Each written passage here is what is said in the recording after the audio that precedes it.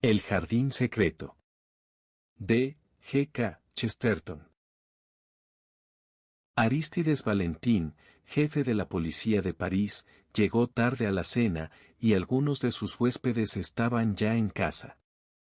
Pero, a todos los tranquilizó su criado de confianza, Iván, un viejo que tenía una cicatriz en la cara, una cara tan gris como sus bigotes, y que siempre se sentaba tras una mesita que había en el vestíbulo, un vestíbulo tapizado de armas.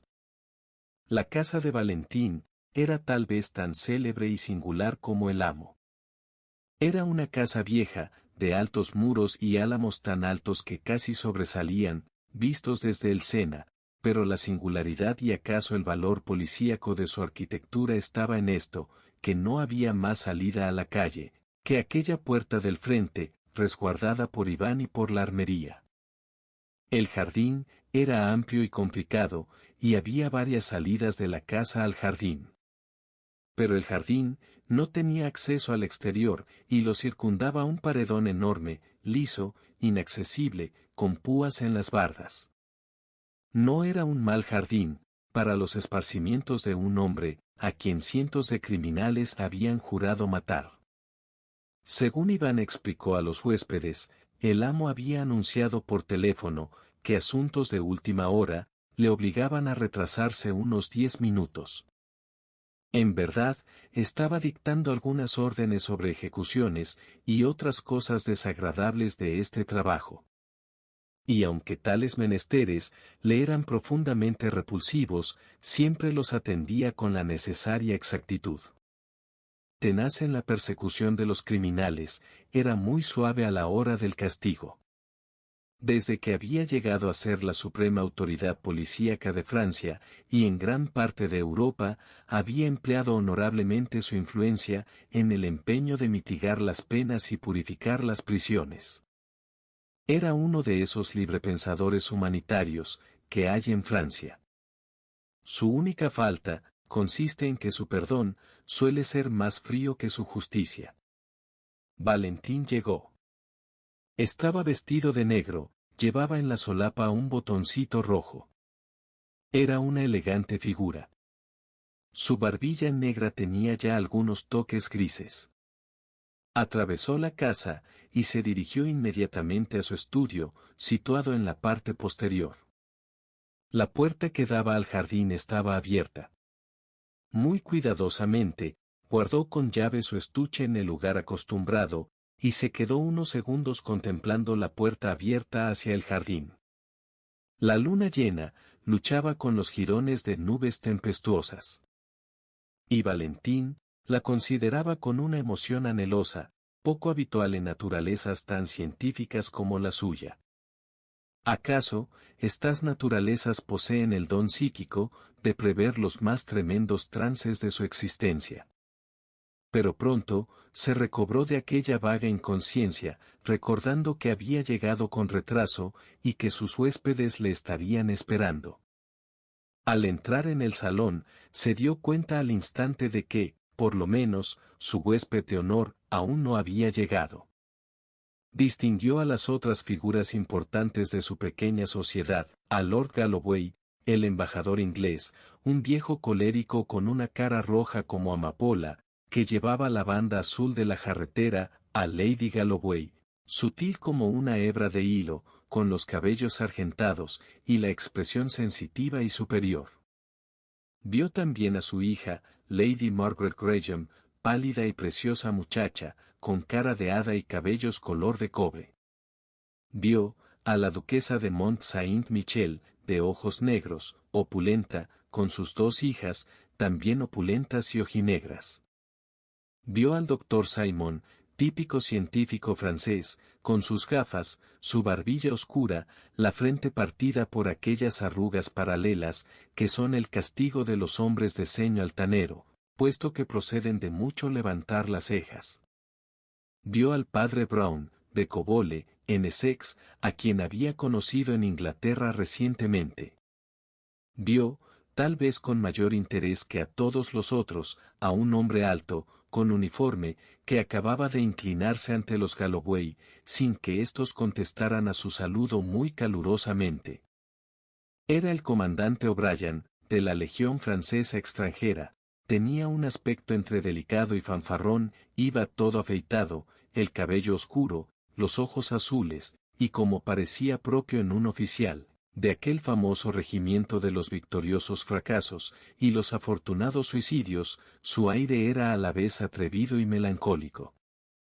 Era, por nacimiento, un caballero irlandés, y en su infancia, había conocido a los Galloway, especialmente a Margaret Crayon. Había abandonado su patria dejando algunas deudas, y ahora daba a entender su absoluta emancipación de la etiqueta inglesa, presentándose de uniforme, espada al cinto y espuelas calzadas. Cuando saludó a la familia del embajador, Lord y Lady Galloway le contestaron con rigidez, y Lady Margaret miró a otra parte. Pero, si las visitas tenían razones para considerarse entre sí, con un interés especial, su distinguido anfitrión no estaba especialmente interesado en ninguna de ellas.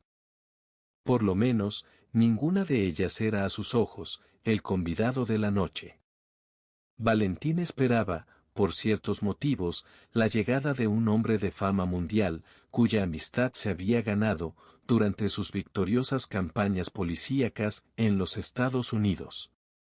Esperaba a Julius K. Braine, el multimillonario cuyas colosales y aplastantes generosidades, para favorecer la propaganda de las religiones no reconocidas, habían dado motivo a tantas y tan felices burlas, y a tantas solemnes y todavía más fáciles felicitaciones, por parte de la prensa americana y británica. Nadie podía estar seguro de si Mr. Braine era un ateo, un mormón, o un partidario de la ciencia cristiana, pero él siempre estaba dispuesto a llenar de oro todos los vasos intelectuales. Le gustaba todo lo que le parecía progresista. Y Valentín le parecía progresista, con lo cual le hacía una gran injusticia. La deslumbrante aparición de Julius K. Braine fue como un toque de campana que diera la señal de la cena. Tenía una notable cualidad, de que podemos preciarnos muy pocos, su presencia era tan ostensible como su ausencia. Era enorme, tan gordo como alto, vestía traje de noche, de negro impecable, sin el alivio de una cadena de reloj o de una sortija. Tenía el cabello blanco, y lo llevaba peinado hacia atrás, como un alemán, roja la cara, fiera y angelical, con una barbita oscura en el labio inferior, lo cual transformaba su rostro infantil, dándole un aspecto teatral y mefistofélico. Pero, la gente que estaba en el salón, no perdió mucho tiempo en contemplar al célebre americano. Su mucha tardanza había llegado a ser ya un problema doméstico, y a toda prisa se le invitó a tomar del brazo a Lady Galloway para pasar al comedor. Los Galloway estaban dispuestos a pasar alegremente por todo, salvo en un punto, siempre que Lady Margaret no tomara el brazo del aventurero O'Brien, todo estaba bien. Lady Margaret no lo hizo así, sino que entró al comedor, decorosamente acompañada por el doctor Simon. Con todo, el viejo Lord Galloway comenzó a sentirse inquieto y a ponerse algo áspero. Durante la cena, estuvo bastante diplomático, pero cuando a la hora de los cigarros, tres de los más jóvenes, el doctor Simon, el padre Brown y O'Brien, empezaron a mezclarse en los grupos de las damas, y a fumar en el invernadero, entonces el diplomático inglés perdió la diplomacia. A cada 60 segundos, le atormentaba la idea de que el bribón de O'Brien tratara por cualquier medio de hacer señas a Margaret. A la hora del café, Lord Galloway se quedó acompañado de Braine, el canoso yanqui que creía en todas las religiones, y de Valentín, el peligrisáceo francés que no creía en ninguna. Ambos podían discutir mutuamente cuanto quisieran, pero era inútil que invocaran el apoyo del diplomático. Esta dialéctica, progresista, acabó por ponerse muy aburrida. Entonces, Lord Galloway se levantó y trató de dirigirse al salón. Durante 6 u 8 minutos anduvo perdido por los pasillos, al fin oyó la voz aguda y didáctica del doctor, y después la voz opaca del clérigo, seguida por una carcajada general. Y pensó, con fastidio, que tal vez allí estaban también discutiendo sobre ciencia y religión. Pero, al abrir la puerta del salón, solo se dio cuenta de una cosa: de quienes estaban ausentes, el comandante O'Brien no estaba allí ni tampoco Lady Margaret. Abandonó entonces el salón con impaciencia, y otra vez metióse por los pasillos. La preocupación por proteger a su hija, del pícaro argelino irlandés, se había apoderado de él como una locura. Al acercarse al interior de la casa, donde estaba el estudio de Valentín, tuvo la sorpresa de encontrar a su hija, que pasaba rápidamente, con una cara pálida y desdeñosa, que era un enigma por sí sola. Si había estado hablando con O'Brien, ¿dónde estaba éste? Si no había estado con él, ¿de dónde venía? Con una sospecha apasionada y senil, se internó más en la casa, y casualmente, dio con una puerta de servicio que comunicaba al jardín. Ya la luna lucía con luz de plata y bañaba de lleno el jardín. Por el césped, vio pasar una alta figura azul camino del estudio. Al reflejo lunar, sus facciones se revelaron: era el comandante O'Brien. Desapareció, tras la puerta vidriera en los interiores de la casa, dejando a Lord Galloway en un estado de ánimo indescriptible, a la vez confuso e iracundo. El jardín, de plata y azul, como un escenario de teatro, parecía atraerle tiránicamente con esa insinuación de dulzura, tan opuesta al cargo que él desempeñaba en el mundo. La esbeltez y gracia de los pasos del irlandés le habían encolerizado como si, en vez de un padre, fuese un rival. Ahora la luz de la luna le enloquecía, y se dirigió rápidamente en pos de su enemigo. Tropezó con alguna piedra o raíz de árbol, y se detuvo instintivamente a escudriñar el suelo, primero con irritación, y después, con curiosidad. Y entonces la luna y los álamos del jardín pudieron ver un espectáculo inusitado: un viejo diplomático inglés que echaba a correr, gritando y aullando como loco. A sus gritos, un rostro pálido se asomó por la puerta del estudio, y se vieron brillar los lentes y aparecer el ceño preocupado del doctor Simon, que fue el primero en oír las primeras palabras que al fin pudo articular claramente: el noble caballero. Lord Galloway gritaba. Un cadáver sobre la hierba, un cadáver ensangrentado. Y ya no pensó más en O'Brien. Debemos decirlo al instante a Valentín, observó el doctor, cuando el otro le hubo descrito entre tartamudeos, lo que apenas se había atrevido a mirar. Es una fortuna tenerlo tan a mano.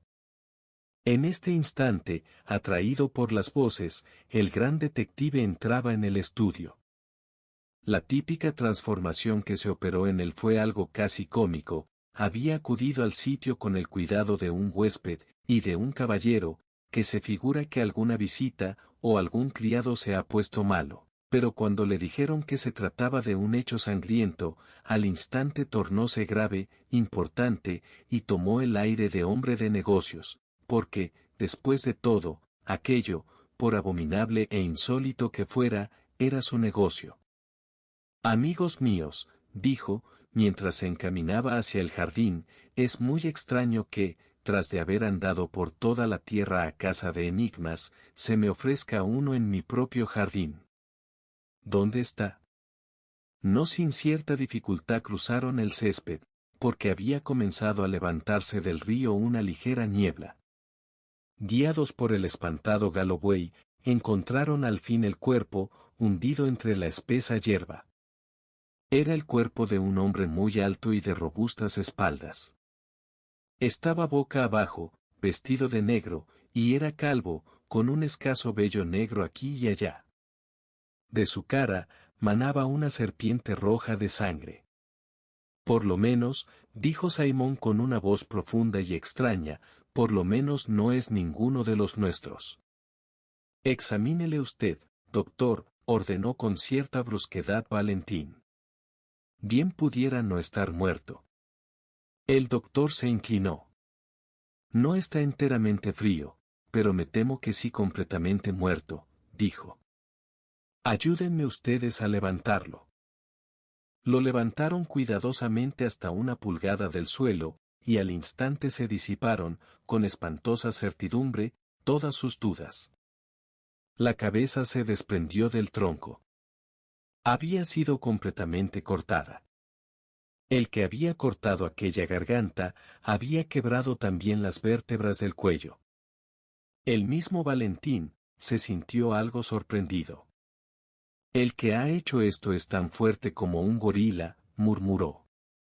Aunque acostumbrado a los horrores anatómicos, el doctor Simon se estremeció al levantar aquella cabeza.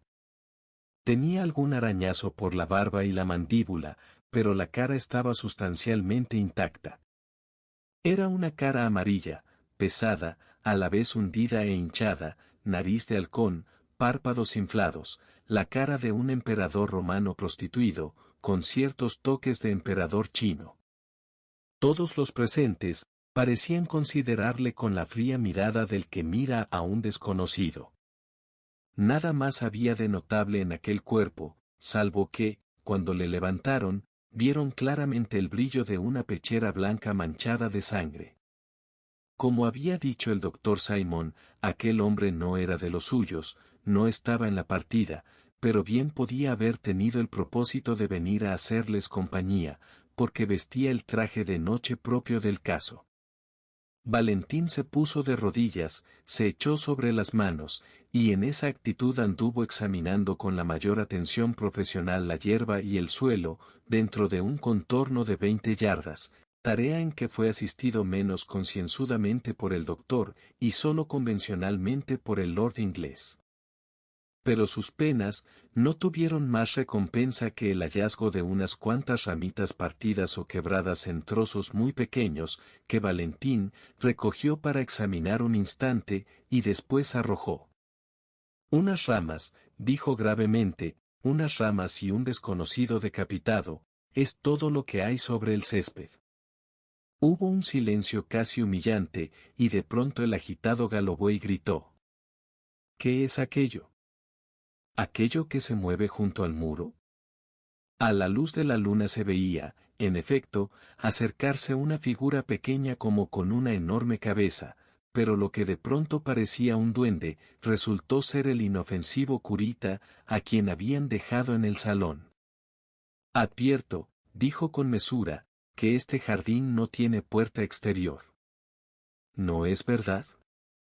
Valentín frunció el ceño con cierto disgusto, como solía hacerlo por principio ante toda sotana. Pero, era hombre demasiado justo, para disimular el valor de aquella observación. Tiene usted razón, contestó, antes de preguntarnos cómo ha sido muerto, hay que averiguar cómo ha podido llegar hasta aquí. Escúchenme ustedes, señores. Hay que convenir en que, si ello resulta compatible con mi deber profesional, lo mejor será comenzar por excluir de la investigación pública algunos nombres distinguidos. En casa hay señoras y caballeros, y hasta un embajador. Si establecemos que este hecho es un crimen, como tal hemos de investigarlo. Pero mientras no lleguemos ahí, puedo obrar con entera discreción. Soy la cabeza de la policía, persona tan pública, que bien puedo atreverme a ser privado. Quiera el cielo que pueda yo solo, y por mi cuenta, absolver a todos y cada uno de mis huéspedes, antes de que tenga que acudir a mis subordinados, para que busquen en otra parte al autor del crimen. Pido a ustedes, por su honor, que no salgan de mi casa hasta mañana a mediodía. Hay alcobas suficientes para todos.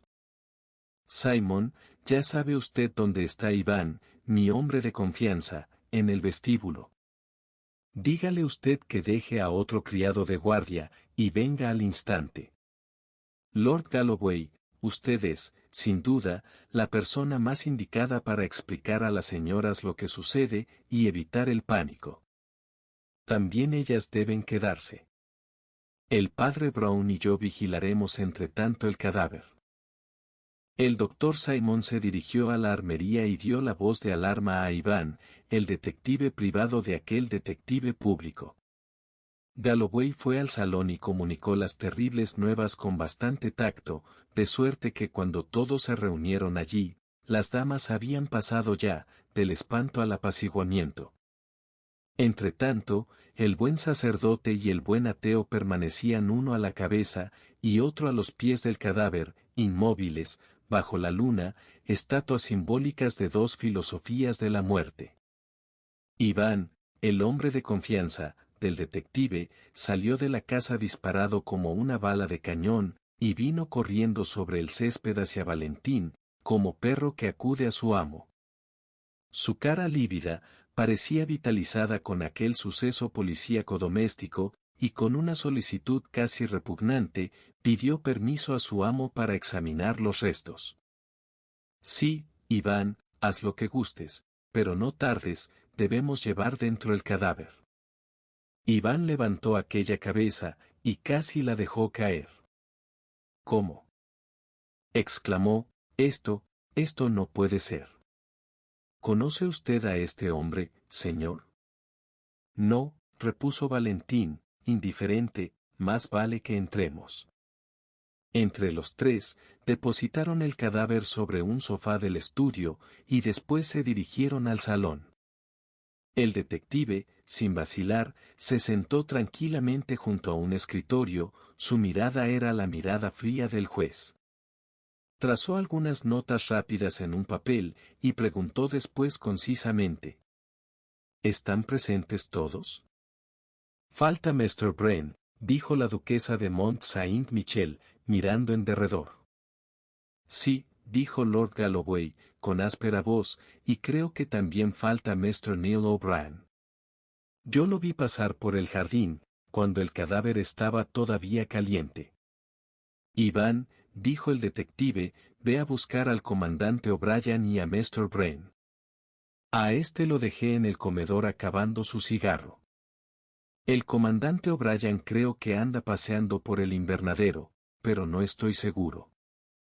El leo servidor salió corriendo, y antes de que nadie pudiera moverse o hablar, Valentín continuó con la misma militar presteza. Todos ustedes saben ya que en el jardín ha aparecido un hombre muerto, decapitado. Doctor Simon, usted lo ha examinado. ¿Cree usted que supone una fuerza extraordinaria el cortar esta suerte de cabeza de un hombre, o que basta con emplear un cuchillo muy afilado? El doctor, pálido, contestó. Me atrevo a decir, que no puede hacerse con un simple cuchillo. Y Valentín continuó. ¿Tiene usted alguna idea sobre el utensilio, o arma que hubo que emplear para tal operación? Realmente, dijo el doctor arqueando las preocupadas cejas, en la actualidad, no creo que se emplee arma alguna que pueda producir este efecto. No es fácil practicar tal corte, aun con torpeza, mucho menos con la perfección del que nos ocupa. Solo se podría hacer con un hacha de combate, o con una antigua hacha de verdugo, con un viejo montante de los que se esgrimían a dos manos. ¡Santo cielo! Exclamó la duquesa con voz histérica, ¿y no hay aquí, acaso, en la armería, hachas de combate y viejos montantes? Valentín, siempre dedicado a su papel de notas, dijo, mientras apuntaba algo rápidamente. Y dígame usted, ¿podría cortarse la cabeza con un sable francés de caballería? En la puerta se oyó un golpecito que, quién sabe por qué, produjo en todos un sobresalto, como el golpecito que se oye en Lady Macbeth. En medio del silencio glacial, el doctor Simon logró, al fin, decir. ¿Con un sable? Sí, creo que se podría. Gracias, dijo Valentín, entra Iván. E Iván, el confidente, abrió la puerta para dejar pasar al comandante O'Brien, a quien se había encontrado paseando otra vez por el jardín. El oficial irlandés se detuvo desconcertado y receloso en el umbral. ¿Para qué hago falta? Exclamó. Tenga usted la bondad de sentarse, dijo Valentín, procurando ser agradable. ¿Pero qué, no lleva usted su sable? ¿Dónde lo ha dejado? Sobre la mesa de la biblioteca, dijo O'Brien, y su acento irlandés se dejó sentir con turbación. Iván, interrumpió Valentín. Haz el favor de ir a la biblioteca por el sable del comandante. Y cuando el criado desapareció, continuó el detective, Lord Galloway, afirma que le vio a usted saliendo del jardín poco antes de tropezar él con un cadáver. ¿Qué hacía usted en el jardín? El comandante se dejó caer en un sillón, con cierto desfallecimiento. Admiraba la luna, comulgaba un poco con la naturaleza, amigo mío. Dijo ahora con el más puro acento irlandés. Se produjo un profundo, largo silencio. Y de nuevo, se oyó aquel golpecito a la vez insignificante y terrible. E Iván reapareció trayendo una funda de sable. He aquí todo lo que pude encontrar, dijo. Ponlo sobre la mesa, ordenó Valentín, sin verlo. En el salón había una expectación silenciosa e inhumana, como ese mar de inhumano silencio que se forma junto al banquillo de un homicida condenado. Las exclamaciones de la duquesa habían cesado desde hacía rato. El odio profundo de Lord Galloway se sentía satisfecho y amortiguado. La voz que entonces se dejó oír fue la más inesperada. Yo puedo deciros, soltó Lady Margaret, con aquella voz clara, temblorosa, de las mujeres valerosas que hablan en público. Yo puedo deciros lo que Mr. O'Brien hacía en el jardín, puesto que él está obligado a callar. Estaba sencillamente pidiendo mi mano. Yo se la negué, y le dije que mis circunstancias familiares me impedían concederle nada más que mi estimación.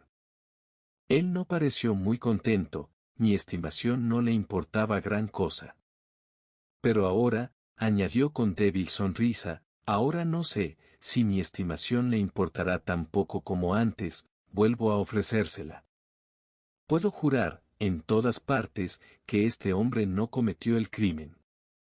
Lord Galloway se adelantó hacia su hija, trató de intimidarla hablándole en voz baja. Cállate, Margaret, dijo con un cuchicheo perceptible a todos. ¿Cómo puedes escudar a ese hombre? ¿Dónde está su sable? ¿Dónde su condenado sable de caballería? Y se detuvo, ante la mirada singular de su hija, mirada que atrajo la de todos a manera de un fantástico imán. Viejo insensato, exclamó ella con voz sofocada, y sin disimular su impiedad. ¿Acaso te das cuenta de lo que quieres probar? Yo he dicho que este hombre ha sido inocente mientras estaba a mi lado. Si no fuera inocente, no por eso dejaría de haber estado a mi lado. Y si mató a un hombre en el jardín, ¿quién más pudo verlo? ¿Quién más pudo, al menos, saberlo? Odias tanto a Neil, que no vacilas en comprometer a tu propia hija. Lady Galloway se echó a llorar. Y todos sintieron el escalofrío de las tragedias satánicas a que arrastra la pasión amorosa. Les pareció ver aquella cara orgullosa y lívida de la aristócrata escocesa, y junto a ella la del aventurero irlandés, como viejos retratos en la oscura galería de una casa. El silencio pareció llenarse de vagos recuerdos, de historias de maridos asesinados y de amantes envenenadores. Y en medio de aquel silencio enfermizo, se oyó una voz cándida. ¿Era muy grande el cigarro? El cambio de ideas fue tan súbito, que todos se volvieron a ver quién había hablado. Me refiero, dijo el diminuto padre Brown, me refiero al cigarro que Mr. Wren estaba acabando de fumar. Porque ya me va pareciendo más largo que un bastón. A pesar de la impertinencia, Valentín levantó la cabeza, y no pudo menos que demostrar, en su cara, la irritación mezclada con la aprobación. Bien dicho, dijo con sequedad. Iván, ve a buscar de nuevo a Mr. Wren, y tráenoslo aquí al punto. En cuanto desapareció el factotum, Valentín se dirigió a la joven con la mayor gravedad. Lady Margaret, comenzó, estoy seguro de que todos sentimos aquí, gratitud y admiración a la vez por su acto. Ha crecido usted más, en su ya muy alta dignidad, al explicar la conducta del comandante. Pero todavía queda una laguna. Si no me engaño, Lord Galloway la encontró a usted entre el estudio y el salón, y solo unos minutos después, se encontró al comandante, el cual estaba todavía en el jardín. Debe usted recordar, repuso Margaret con fingida ironía, que yo acababa de rechazarle, no era, pues, fácil que volviéramos del brazo. Él es, como quiera, un caballero. Y procuró quedarse atrás, y ahora le achacan el crimen. En esos minutos de intervalo, dijo Valentín gravemente, muy bien pudo. De nuevo se oyó el golpecito, e Iván asomó su cara señalada. Perdón, señor, dijo, Mr. Wren ha salido de casa. ¿Cómo que ha salido? Gritó Valentín, poniéndose en pie por primera vez. Que se ha ido, ha tomado las de Villadiego, o se ha evaporado, continuó Iván en lenguaje humorístico. Tampoco aparecen su sombrero ni su gabán, y diré algo más para completar, que he recorrido los alrededores de la casa para encontrar su rastro, y he dado con uno, y por cierto muy importante. ¿Qué quieres decir? Ahora se verá, dijo el criado, y ausentándose, reapareció a poco con un sable de caballería deslumbrante, manchado de sangre por el filo y la punta. Todos creyeron ver un rayo. Y el experto Iván, continuó tranquilamente. Lo encontré entre unos matojos, a unas 50 yardas de aquí, camino de París. En otras palabras, lo encontré precisamente en el sitio en que lo arrojó el respetable Mr. Wren en su fuga. Hubo un silencio, pero de otra especie. Valentín tomó el sable, lo examinó, reflexionó con una concentración no fingida, y después, con aire respetuoso, dijo a O'Brien. Comandante, confío en que siempre estará usted dispuesto a permitir que la policía examine esta arma, si hace falta. Y entre tanto, añadió, metiendo el sable en la funda, permítame usted devolvérsela. Ante el simbolismo militar de aquel acto, todos tuvieron que dominarse para no aplaudir. Y en verdad, para el mismo Neil O'Brien, aquello fue la crisis suprema de su vida. Cuando, al amanecer del día siguiente, andaba otra vez paseando por el jardín, había desaparecido de su semblante la trágica trivialidad que de ordinario le distinguía, tenía muchas razones para considerarse feliz. Lord Galloway, que era todo un caballero, le había presentado la excusa más formal, Lady Margaret era algo más que una verdadera dama, una mujer, y tal vez le había presentado algo mejor que una excusa, cuando anduvieron paseando antes del almuerzo, por entre los macizos de flores. Todos se sentían más animados y humanos, porque, aunque subsistía el enigma del muerto, el peso de la sospecha no caía ya sobre ninguno de ellos, y había huido hacia París, sobre el dorso de aquel millonario extranjero, a quien conocían apenas. El diablo había sido desterrado de casa, él mismo se había desterrado. Con todo, el enigma continuaba. O'Brien y el doctor Simon se sentaron en un banco del jardín, y este interesante personaje científico se puso a resumir los términos del problema.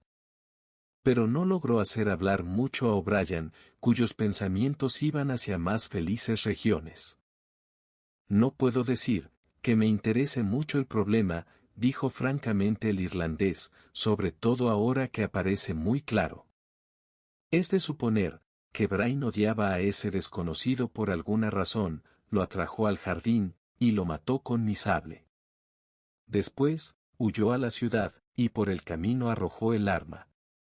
Iván me dijo que el muerto tenía en uno de los bolsillos $1 yankee, luego era un paisano de Brain, y esto parece explicar mejor las cosas. Yo no veo en todo ello la menor complicación. Pues hay 5 complicaciones colosales, dijo el doctor tranquilamente, metidas la una dentro de la otra, como 5 murallas. Entiéndame usted bien, yo no dudo de que Brain sea el autor del crimen, y me parece que su fuga es bastante prueba. Pero, ¿cómo lo hizo?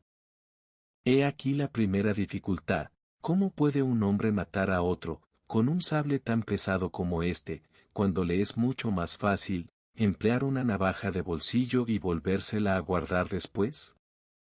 Segunda dificultad, ¿por qué no se oyó un grito ni el menor ruido? ¿Puede un hombre dejar de hacer alguna demostración cuando ve adelantarse a otro hombre blandiendo un sable? Tercera dificultad, toda la noche ha estado guardando la puerta un criado, ni una rata puede haberse colado de la calle al jardín de Valentín. ¿Cómo pudo entrar este individuo? Cuarta dificultad, ¿cómo pudo Brain escaparse del jardín? ¿Y quinta? Dijo Neil, fijando los ojos en el sacerdote inglés, que se acercaba a pasos lentos. Tal vez sea una bagatela, dijo el doctor, pero a mí, me parece una cosa muy rara. Al ver por primera vez aquella cabeza cortada, supuse desde luego que el asesino había descargado más de un golpe. Y al examinarla más de cerca, descubrí muchos golpes en la parte cortada, es decir, golpes que fueron dados cuando ya la cabeza había sido separada del tronco. ¡Qué horrible!, dijo O'Brien estremeciéndose. A estas palabras, ya el pequeño padre Brown se les había acercado, y con su habitual timidez, esperaba a que acabaran de hablar. Al fin, dijo con embarazo. Siento interrumpirles. Me mandan a comunicarles los nuevos acontecimientos. ¿Nuevos?, repitió Simon, mirándole muy extrañado a través de sus gafas. Sí, lo siento, dijo con dulzura el padre Brown. Sabrán ustedes que ha habido otro asesinato. Los dos se levantaron de un salto, desconcertados. Y lo que todavía es más raro, continuó el sacerdote, contemplando con sus torpes ojos los rododendros, el nuevo asesinato pertenece a la misma desagradable especie del anterior. Es otra decapitación. Encontraron la segunda cabeza sangrando en el río, a pocas yardas del camino que Brain debió tomar para París. De modo que suponen que este. ¡Cielos!, exclamó O'Brien. ¿Será Brain un monomaníaco? Es que también hay vendetas americanas, dijo el sacerdote, impasible. Y añadió, si quieren ustedes ir a la biblioteca a verlo. El comandante O'Brien siguió a los otros hacia el sitio de la averiguación, sintiéndose decididamente enfermo. Como soldado, odiaba las matanzas secretas. ¿Cuándo iban a acabar aquellas extravagantes amputaciones? Primero una cabeza, y luego otra. Y se decía amargamente, que en este caso falla la regla aquella, 2 cabezas valen más que una. Al entrar en el estudio, casi se tambaleó entre una horrible coincidencia. Sobre la mesa de Valentín, estaba un dibujo en colores, que representaba otra cabeza sangrienta, la del propio Valentín. Pronto vio que era un periódico nacionalista, llamado La Guillotín, que acostumbraba todas las semanas a publicar la cabeza de uno de sus enemigos políticos, con los ojos saltados y los rasgos torcidos, como después de la ejecución. Porque Valentín era un anticlerical notorio. Pero O'Brien era un irlandés, que aun en sus pecados, conservaba cierta castidad y se sublevaba ante aquella brutalidad intelectual, que sólo en Francia se encuentra. En aquel momento, le pareció sentir a todo París, en un solo proceso que, partiendo de las grotescas iglesias góticas, llegaba hasta las groseras caricaturas de los diarios. Recordó las burlas gigantescas de la Revolución. Y vio a toda la ciudad, en un solo espasmo de horrible energía, desde aquel boceto sanguinario que yacía sobre la mesa de Valentín, hasta la montaña y bosque de gárgolas por donde asoman, gesticulando, los enormes diablos de Notre Dame. La biblioteca era larga, baja y penumbrosa, una luz escasa se filtraba por las cortinas corridas y tenía aún el sonrojo de la mañana. Valentín y su criado Iván estaban esperándoles junto a un vasto escritorio inclinado, donde estaban los mortales restos, que resultaban enormes en la penumbra. La carota amarillenta del hombre encontrado en el jardín no se había alterado.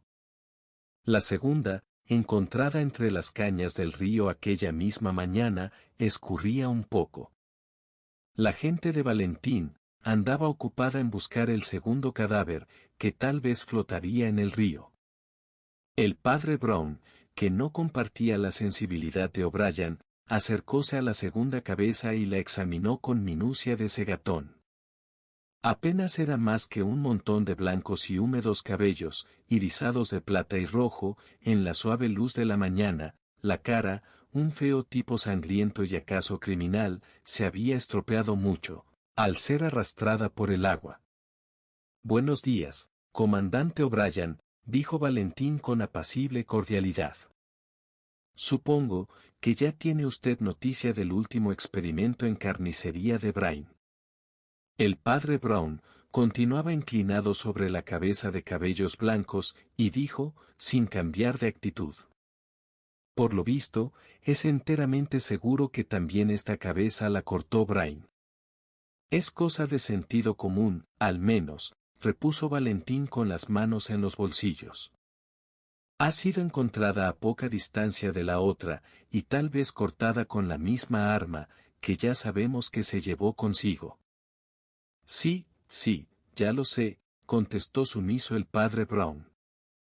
Pero usted comprenderá, yo tengo mis dudas sobre el hecho de que Brain haya podido cortar esta cabeza. ¿Y por qué? Preguntó el doctor Simon con sincero asombro. Pues, mire usted, doctor, dijo el sacerdote, pestañeando como de costumbre. ¿Es posible que un hombre se corte su propia cabeza? Yo lo dudo. O'Brien sintió como si un universo de locura estallara en sus orejas, pero el doctor se adelantó a comprobarlo, levantando los húmedos y blancos mechones. No hay la menor duda, es Brain, dijo el sacerdote tranquilamente. Tiene exactamente la misma verruga en la oreja izquierda. El detective, que había estado contemplando al sacerdote con ardiente mirada, abrió su apretada mandíbula y dijo: Parece que usted hubiera conocido mucho a ese hombre, padre Brown. En efecto, dijo el hombrecillo con sencillez. Lo he tratado algunas semanas. Estaba pensando en convertirse a nuestra iglesia. En los ojos de Valentín, ardió el fuego del fanatismo, se acercó al sacerdote, y apretando los puños, dijo con candente desdén. ¿Y tal vez estaba pensando también en dejar a ustedes todo su dinero? Tal vez, dijo Brown con imparcialidad. Es muy posible. En tal caso, exclamó Valentín con temible sonrisa, usted sabía muchas cosas de él, de su vida y de sus. El comandante O'Brien cogió por el brazo a Valentín. Abandone usted ese tono injurioso, Valentín, dijo, o volverán a lucir los sables. Pero Valentín, ante la mirada humilde y tranquila del sacerdote, ya se había dominado, y dijo simplemente: Bueno, para las opiniones privadas siempre hay tiempo. Ustedes, caballeros, están todavía ligados por su promesa, manténganse dentro de ella, y procuren que los otros también se mantengan. Iván les contará a ustedes lo demás que deseen saber. Yo voy a trabajar y a escribir a las autoridades. No podemos mantener este secreto por más tiempo. Si hay novedad, estoy en el estudio escribiendo. ¿Hay más noticias que comunicarnos, Iván? Preguntó el doctor Simon, cuando el jefe de policía hubo salido del cuarto. Solo una, me parece, señor, dijo Iván, arrugando su vieja cara color ceniza, pero no deja de tener interés. Es algo que se refiere a ese, que se encontraron ustedes en el jardín, añadió, señalando sin respeto el enorme cuerpo negro. Ya le hemos identificado. ¿De veras? Preguntó el asombrado doctor. ¿Y quién es? Su nombre es Arnold Baker, dijo el ayudante, aunque usaba muchos apodos. Era un pícaro vagabundo, y se sabe que ha andado por América, tal es el hombre a quien Brain decapitó. Nosotros no habíamos tenido mucho que ver con él, porque trabajaba, sobre todo, en Alemania. Nos hemos comunicado con la policía alemana. Y da la casualidad, de que tenía un hermano gemelo, de nombre Louis Baker, con quien mucho hemos tenido que ver. Tanto que, ayer apenas, nos vimos en el caso de guillotinarle. Bueno, caballero, la cosa es de lo más extraña, pero cuando vi anoche a este hombre en el suelo, tuve el mayor susto de mi vida. A no haber visto ayer con mis propios ojos a Louis Baker guillotinado, hubiera jurado que era Louis Baker el que estaba en la yerba. Entonces, naturalmente, me acordé del hermano gemelo que tenía en Alemania, y siguiendo el indicio. Me parece que usted desvaría, dijo el doctor Simon secamente. Pero, de todos modos, le propondré la cuestión siguiente. ¿Cómo logró Brain salir del jardín? Nunca salió del jardín, dijo el sacerdote, sin apartar los ojos de la ventana. ¿Qué nunca salió del jardín? Estalló Simon. No completamente, dijo el padre Brown. Simon crispó los puños en rapto de lógica francesa. O sale uno del jardín, o no sale. Gritó. No siempre, dijo el padre Brown. El doctor Simon se levantó con impaciencia. No quiero perder más tiempo en estas insensateces, dijo indignado. Si usted no puede entender el hecho de que un hombre tenga necesariamente que estar de un lado u otro de un muro, no discutamos más. Doctor, dijo el clérigo muy cortésmente, siempre nos hemos entendido muy bien. Aunque sea en nombre de nuestra antigua amistad, espere usted un poco, y propóngame la quinta cuestión. El impaciente doctor se dejó caer sobre una silla que había junto a la puerta, y dijo simplemente. La cabeza y la espalda han recibido unos golpes muy raros. Parecen dados después de la muerte. Sí, dijo el inmóvil sacerdote, y se hizo así, para hacerle suponer a usted el falso supuesto en que ha incurrido. Para hacerle a usted dar por establecido que esa cabeza pertenece a ese cuerpo. Aquella parte del cerebro en que se engendran todos los monstruos, conmovióse espantosamente en el gaélico O'Brien. Sintió la presencia caótica de todos los hombres caballos y mujeres peces, engendrados por la absurda fantasía irlandesa. Una voz más antigua que la de sus primeros padres, pareció decir a su oído, aléjate del monstruoso jardín donde crecen los árboles de doble fruto, huye del perverso jardín donde murió el hombre de las dos cabezas. Pero mientras estas simbólicas y vergonzosas figuras pasaban por el profundo espejo de su alma irlandesa, su intelecto afrancesado se mantenía alerta y contemplaba al extravagante sacerdote, tan atenta y tan incrédulamente como los demás. El padre Brown había vuelto la cara hacia la ventana y solo se veía su silueta. Sin embargo, creyeron adivinar que estaba pálido como la ceniza. Con todo, fue capaz de hablar muy claramente, como si no hubiera en el mundo almas gaélicas. Caballeros, dijo, el cuerpo que encontraron ustedes en el jardín, no es el de Becker. En el jardín, no había ningún cuerpo desconocido. Y a despecho del racionalismo del doctor Simon, afirmo todavía que Becker solo estaba parcialmente presente. Vean ustedes, señalando el bulto negro del misterioso cadáver. ¿No han visto ustedes a este hombre en su vida? ¿Acaso han visto a este? Y rápidamente, separó la cabeza calva y amarilla del desconocido, y puso en su lugar, junto al cuerpo, la cabeza canosa. Y apareció, completo, unificado, inconfundible, el cadáver de Julius K. Brain.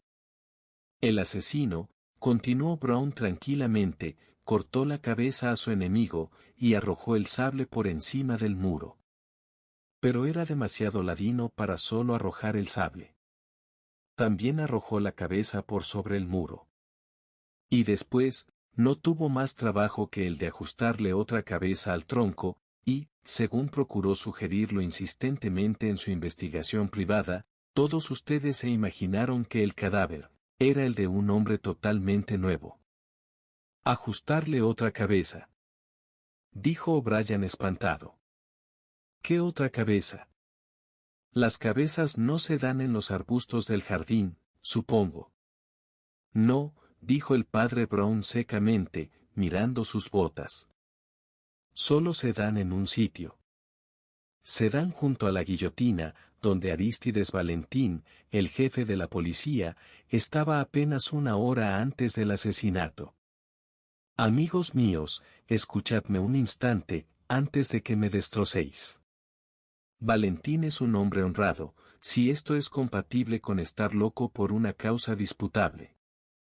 Pero, ¿no habéis visto nunca en aquellos sus ojos fríos y grises, que está loco? Lo hará todo, con tal de destruir lo que él llama la superstición de la cruz. Por eso, ha combatido y ha sufrido, y por eso ha matado ahora. Los muchos millones de Brain se habían dispersado hasta ahora entre tantas sectas que no podían alterar la balanza. Pero hasta Valentín llegó el rumor de que Brain, como tantos escépticos, se iban acercando hacia nosotros, y eso ya era cosa muy diferente. Brain podía derramar abundantes provisiones, para robustecer a la empobrecida y combatida Iglesia de Francia, podía mantener 6 periódicos nacionalistas como la Guillotín. La balanza iba ya a oscilar, y el riesgo encendió la llama del fanático. Se decidió, pues, a acabar con el millonario, y lo hizo como podía esperarse del más grande de los detectives, resuelto a cometer su único crimen. Sustrajo la cabeza de Becker, con algún pretexto criminológico, y se la trajo a casa en su estuche oficial. Se puso a discutir con Brain y Lord Galloway, pero este último no quiso esperar al final de la discusión. Y cuando éste se alejó, condujo a Brain al jardín cerrado, habló de la maestría en el manejo de las armas, usó de unas ramitas y un sable para poner algunos ejemplos, y Iván, el de la cicatriz, se levantó. Loco. Aulló. Ahora mismo le llevo a usted con mi amo, le voy a coger por... No, si allá voy yo, dijo el padre Brown con aplomo. Tengo el deber de pedirle que se confiese. Tras Iván, llevando consigo al desdichado Brown como víctima al sacrificio, todos se apresuraron hacia el silencioso estudio de Valentín. El gran detective estaba sentado junto a su escritorio, muy ocupado al parecer para percatarse de su ruidosa entrada. Se detuvieron un instante, y de pronto, el doctor advirtió algo extraño en el aspecto de aquel torso elegante y rígido, y corrió hacia él. Un toque y una mirada le bastaron para permitirle descubrir que, junto al codo de Valentín, había una cajita de píldoras, y que éste estaba muerto en su silla. Y en la cara lívida del suicida, había un orgullo mayor que el de Catón. Fin.